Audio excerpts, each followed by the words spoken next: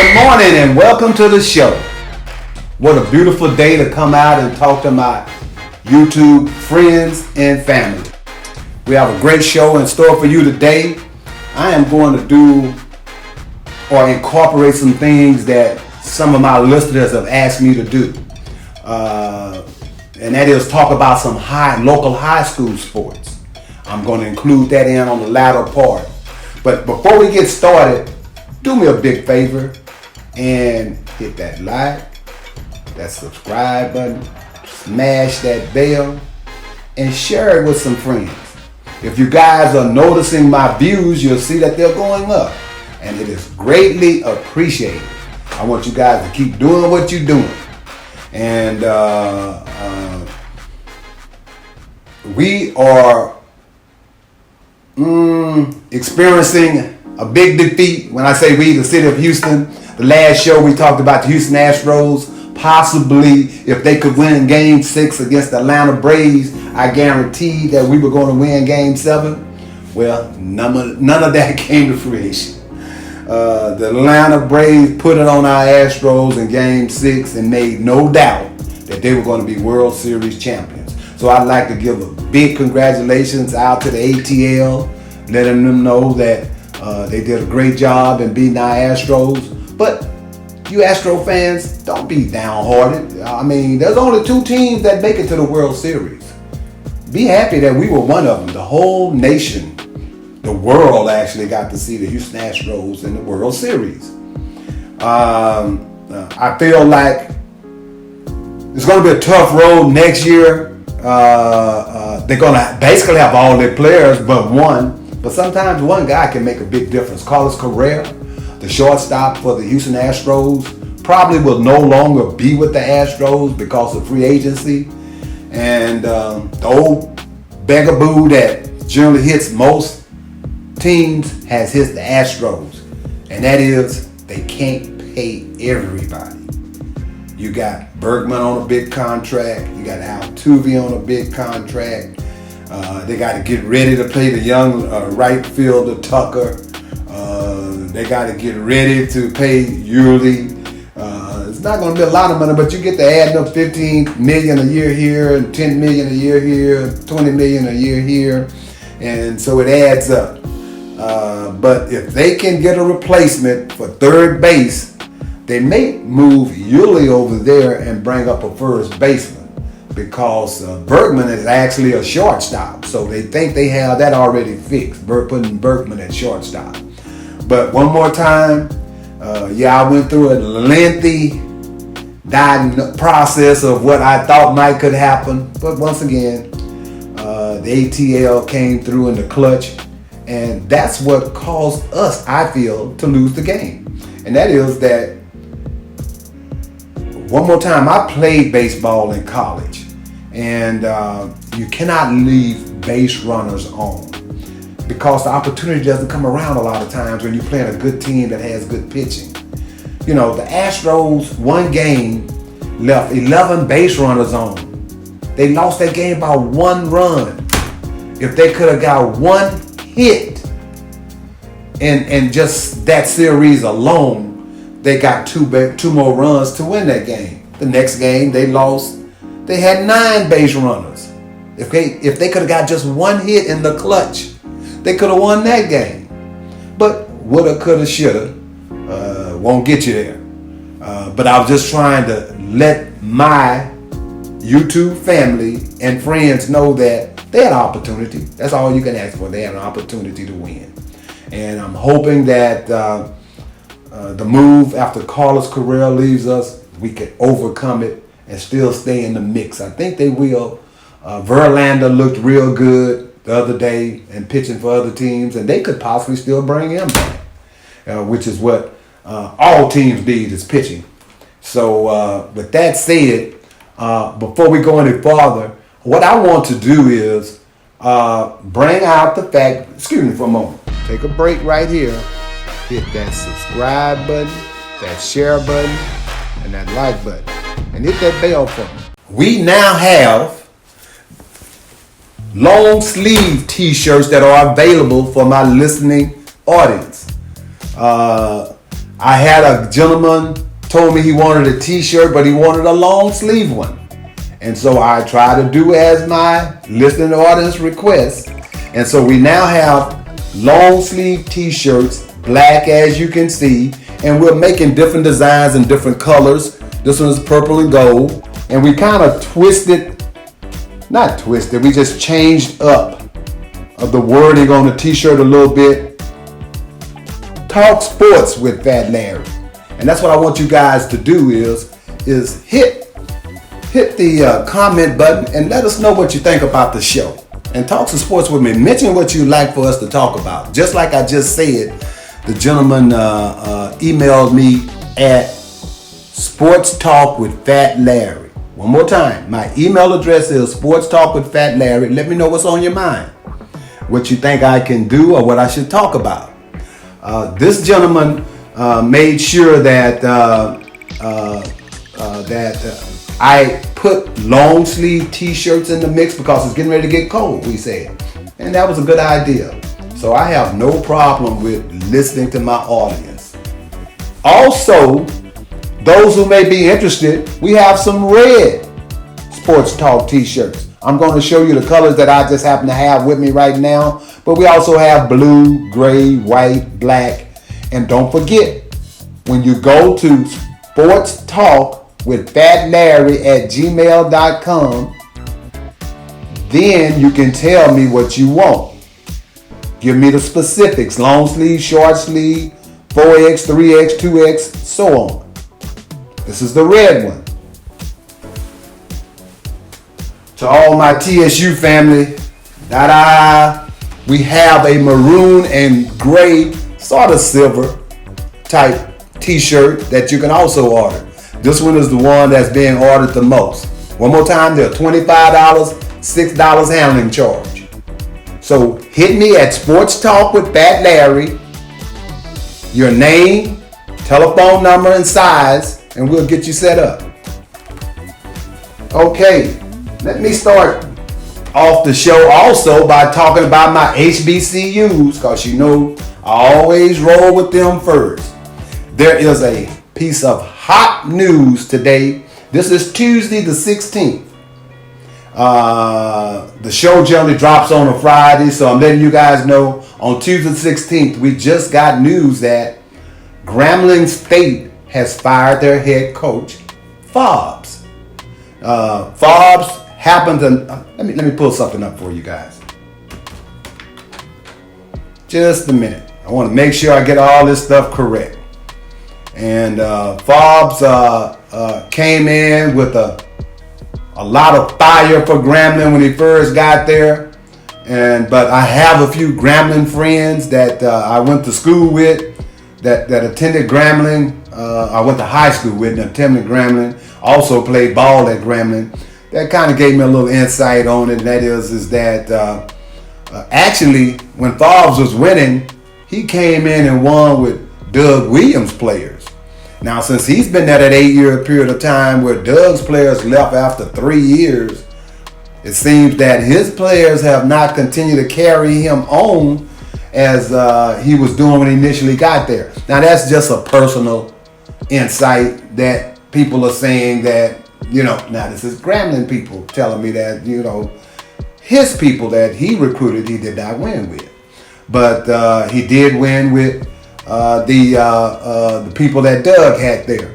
So, but long story short, Fobbs is out of there. The coach at Alabama State was fired 2 weeks ago. And there are other shakeups that might be coming around the horn for people. There are a lot of colleges that don't have any coaches. TCU, about 2 weeks ago, fired their coach, Gary Patterson, a guy that's been there over 20 years. And speaking of TCU, it says here that TCU is hot on the heels for Prime, Coach Prime at Jackson State. Now, give me your opinion in the comment section below, or one more time, hit me on my email address, and that is fatlarrypodcast@gmail.com. fatlarrypodcast@gmail.com.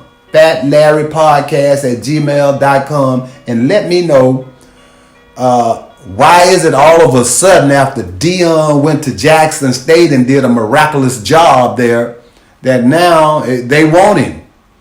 Prior to that, they didn't want to listen to him. So it just goes to show that once you get out there and show people what you're capable of, they change their mindset and attitude towards you. So Dion Primetime has changed everyone's attitude about him being a successful coach. And he has proven everybody wrong. So let me also show you what they were talking about.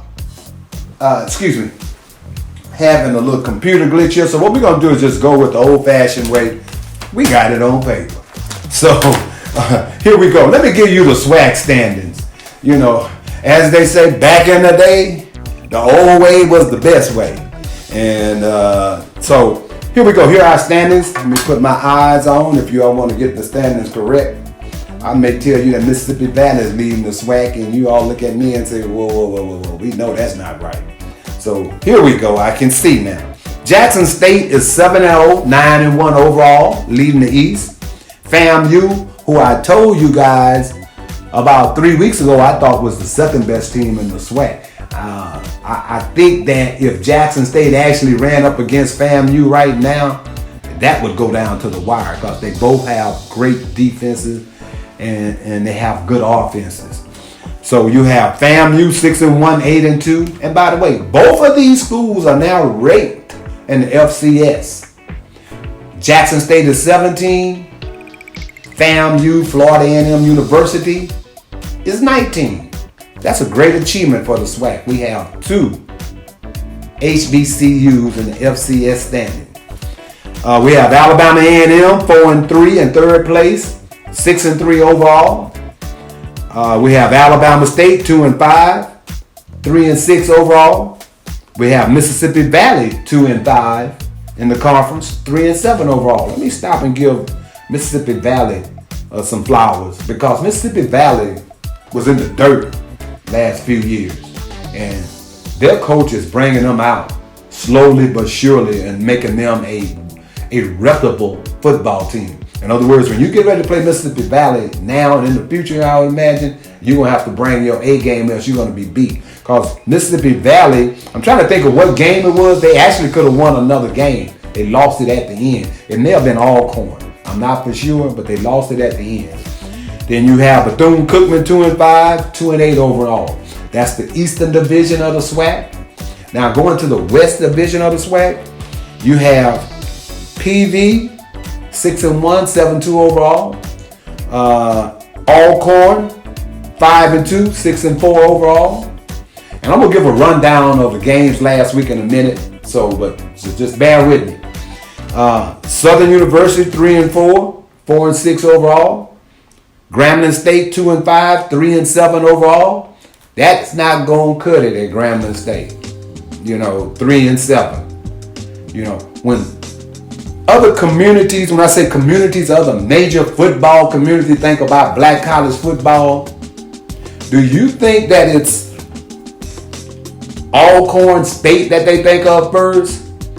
Or FAMU that they think of first?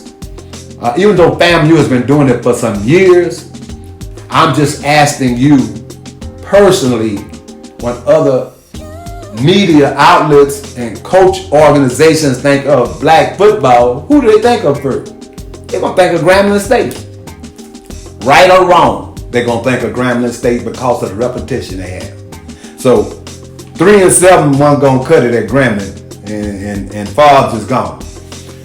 TSU is 2-5, and we're 2-7 overall, but there are at least 3 games Texas Southern could have easily won without the turnovers.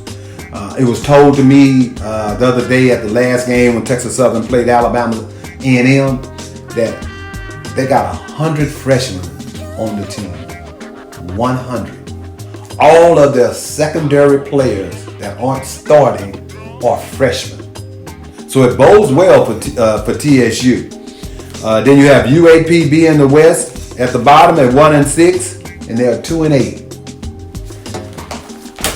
Going over to last week's games. When I say last week's games, today is the 16th, so Saturday was the 12th. So the 12th games, we had JSU beat Southern in a thriller, 21-17. Southern was driving at the end of the game to possibly win the game, and Dion, or Coach Prime's son, Shiloh, intercepted the ball about the 1 yard line. FAMU beat UAPB 37-7. Bethune-Cookman beats Grambling. So you got Bethune-Cookman that won one game, goes in and beats Grambling, and that got him fired. Goes to Grambling and beat him. That got him fired. Alcorn beats Prairie View 31-29 in a thriller. Now, Prairie View is still leading the western side to play for the SWAC championship. Alcorn State is second, but I'm thinking that Prairie View, if they can beat, they play Alabama State, I think, and if they can beat them, they'll win the Western Division. You got Alabama A&M beat TSU 52-49 in a thriller. As you know, I roll with TSU, and I have been beaming about this guy ever since I first read about him. One more time. Read about it. I didn't even have to see this guy, Andrew Body. Now the whole SWAC knows about Andrew Body. I was listening to a sports talk show here. We have a black sports talk show here in Houston that is overseen by the legend, as they call him here in Houston, Ralph Cooper. And Mr. Cooper is even talking about Andrew Body now. But I knew there was something from the beginning. When you throw 42 touchdowns in 1 year, the sky's the limit for this guy. And so what we're doing now is seeing the metamorphosis of Andrew come from here to constantly growing. And by the way, let me do something. You know I have my own t-shirts, but let me let you guys in on the t-shirt that I'm wearing today is supported by his mom. So if you guys are interested in the t-shirt that Andrew Body's mom is sponsoring for anyone that might be interested. As you can see, it has the TSU logo on it. And also on the back, she has a design on there for him being number 1 and AB. Andrew Body. Okay, now, no, I'm not his agent. No, I don't think she's going to give me anything.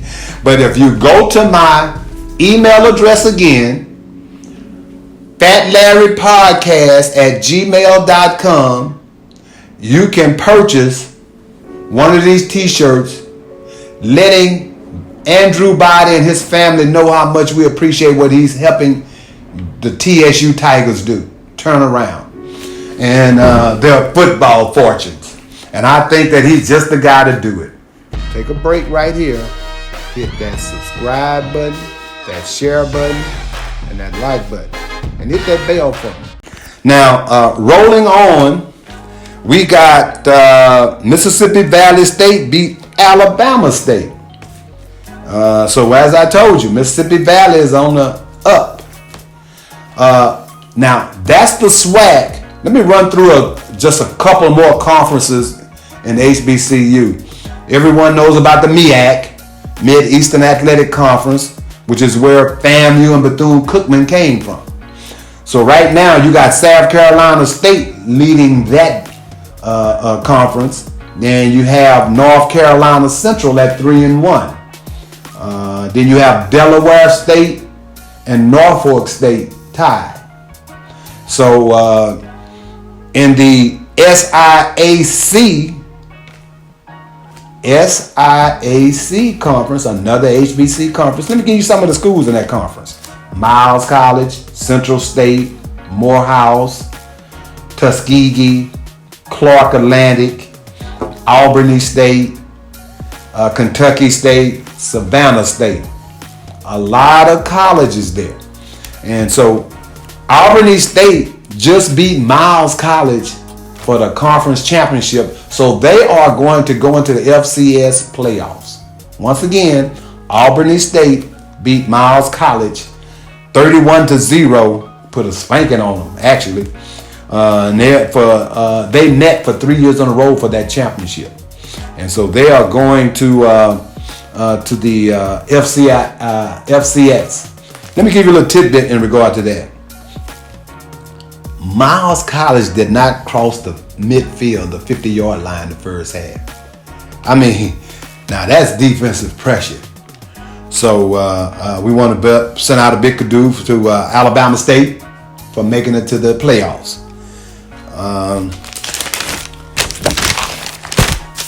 Next week, you got, well, actually, let's go back to the past week. SWAC honors. SWAC honors as for 11-15 was Akil Glass was the offensive player of the week as Alabama A&M beat my team, TSU, 52-49. He had 462 yards passing. Defensive player of the week in the SWAC was Hampton out of JSU, a linebacker out of JSU. He had 11 tackles, solo tackles. The special team player of the week for the SWAC was a kid named Fernandez, Mississippi Valley. The newcomer of the week, for about the second time, he's been the offensive player of the week 2 times, and he's been the newcomer of the week 2 times, is this gentleman we just got through talking about, Andrew Body. 299 yards passing, 4 TDs, 54 yards rushing, 1 TD. This guy has been a godsend because my guys and I that have been long-suffering Tiger football fans, we always said that if we can just get a quarterback that can create something out of nothing, we should be competitive. We have finally been blessed to have one of those. One more time. I'm not saying he is going to automatically just make us a winner, because as you can see, we scored 49 points against Alabama A&M, the defending SWAC champions. 49 points. You should win when you score 49 points. So what we should do is get our defense together, and if we can just keep scoring 3 quarters, 75% of what we're doing now, we should be good for next year. So one more time, Andrew Body has won Offensive Newcomer of the Year. Well, it's not actually Offensive Newcomer, it's Newcomer of the Week. I'm sorry and I apologize, not the year, it's Newcomer of the Week. 11-15, 299 yards passing, 4 touchdowns. And what we also are going to start talking about now is the high school, as I told you we would be. Oh, before we go to high school, let me do the NBA right quick, because I got my friends that out there that are texting me and emailing me, letting me know what's wrong with my Lakers. And I must be saying, I must say that I agree that we are looking very discombobulated right long and now, and totally out of sync. We have no flow to the defense or offense. But I am hoping that we can get it together. You know, the season is a marathon, 81 games. I'm not trying to make any excuses for the Lakers, but we do not look good right now. It doesn't mean that it can't be turned around. So I'm hoping that can happen. So let me give you the teams in the West and the teams in the East. You got the Warriors right now. And the thing about the Warriors, they play the right way. The ball moves, guys cut. If you open, you're going to get the ball. They play help defense. And they just play the right way. So you got the Warriors #1 in the West. You got the Phoenix Suns. You got the Mavericks. The Mavericks are a surprise. But it's a long season, so they could kind of go down. You got the Nuggets at #4. You got Utah Jazz at 5. You got the Clippers at 6. and you got the Lakers at 7, and you got Portland at 8. I'm only going 8 because there are only 8 teams that make the playoffs. This is early, but these are the top 8 teams in the West now. In the East, you got the Wizards, and you got the Bulls, you got the Nets, you got the Miami Heat, you got the Cavaliers, a surprise. The Bulls are a surprise, and the Wizards definitely are. So you can look for things to kind of change, the landscape to change on that. Now, I'm not dogging the Wizards, but I just believe that the Wizards will not be at the top in about another month. You got the Knicks at 6. You got the 76ers at 7. The total mess with Ben Simmons going on. It's just a total mess. And then you have the Charlotte Hornets at 8. Now we're going to go into the high school playoffs. Here locally, we have, let me see how many teams we got that are in the playoffs. We got Spring, beat the Woodlands. They're going to play Kane. Spring one more time, beat the Woodlands. They're going to play Kane. Kane beat Cy Woods. They're going to play Spring, and they're going to play at Klein Memorial Stadium. If you're not doing anything on Friday and Saturday, go out and support the high school teams. Just as I tell you guys all the time to go out and support your HBCU schools, do the same thing for your high schools. Westfield beat Conroe, so they're going to play Klein Oak. Klein beats Cy Ranch, so they're going to play Westfield. They're going to play at Tomball. Klein, Kane, and Spring are going to play at Klein Memorial Stadium. Jersey Village plays Katy Tompkins. North Shore is going to play Clear Springs in Webster at Chandler Stadium. Cy Fair beat Lamar, and they're going to play Ridge Point. Ridge Point has only been in existence about 6-7 years, and that school since day one has been pretty good in athletics. This year is no different. They beat Seven Lakes, so they're going to play at Katy Road Stadium. They're going to play Cy Fair.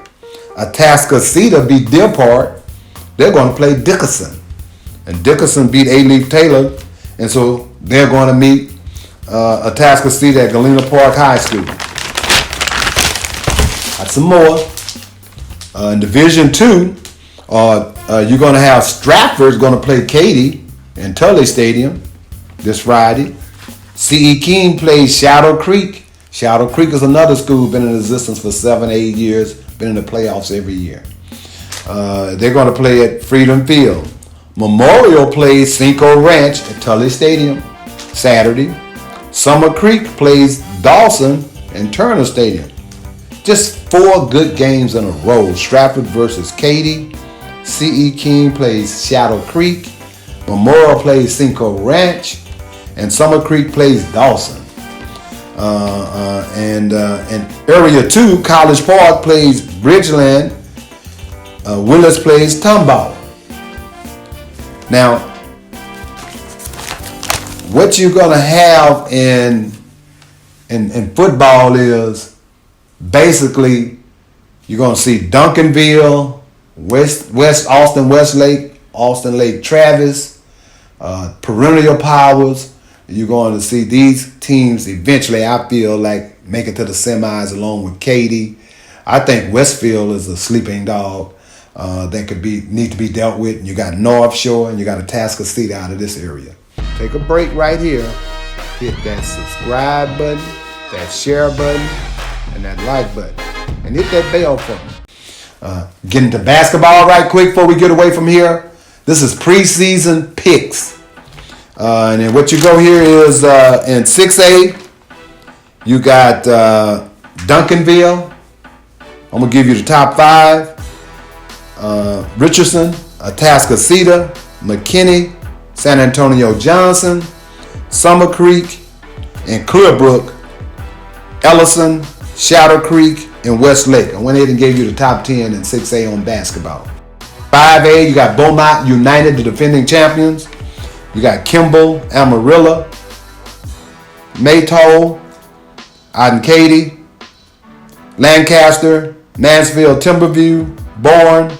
Then we got Goose Creek Memorial, and we got El Paso, Chapin, and we got Crosby. And I went ahead and put the number 12 team, Hightower, in 5A. Cannot leave out my 4A because 3rd Ward High, which is Jack Gates High School, is ranked number 5 in preseason basketball. You got Faith Family out of Dallas, number 1. They still have those 6'8" and 6'9" kids that won when they were freshmen. So this is their senior year.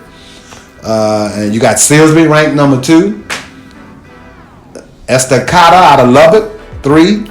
Dallas Carter, 4. One more time, Houston Yates, 5. Argyle, 6. Lamarck, 7. Somerset, 8. Stafford, 9. And Bourne, number 10. So those are your top high school teams. And I want to once again get you guys to really understand what it does for the HBCUs when you go out and attend the games. You make it possible for kids to continue to get scholarships, not just in football, but the band. You know, the band feeds off of football. So if you can, like we used to do back in the day, help your family, because we all family in HBCUs. You know, our arch rivals is Prairie View, but they family. Jackson State's arch rival is Southern, but they family.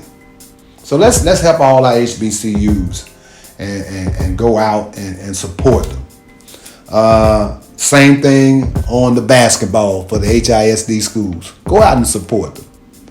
You know, something wonderful happened about a month ago, and I want you guys to mark this to my memory, because one more time, my daughter, who is that loves WNBA, happened to make mention, and I saw it myself, that, Daddy, you didn't talk about Dawn Staley.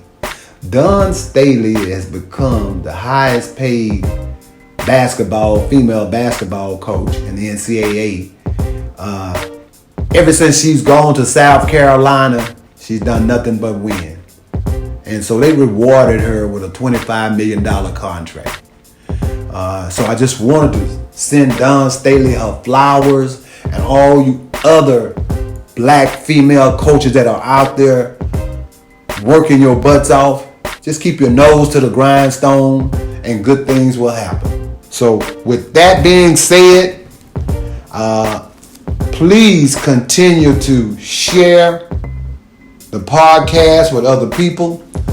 Go to our Facebook page, Sports Talk with Fat Larry, and see other things that are there that we got working. We got clips of football games. You can write us something that you might want us to do. Because one more time, a lot of the stuff that I'm doing, I'm being told or suggested, like the long t-shirt. Hey, I got that. I'm doing that. Talk about high school sports. I'm doing that. One more time. I can deal with constructive criticism. So on the comments down below, let me know what you want to talk about or what you think I didn't say.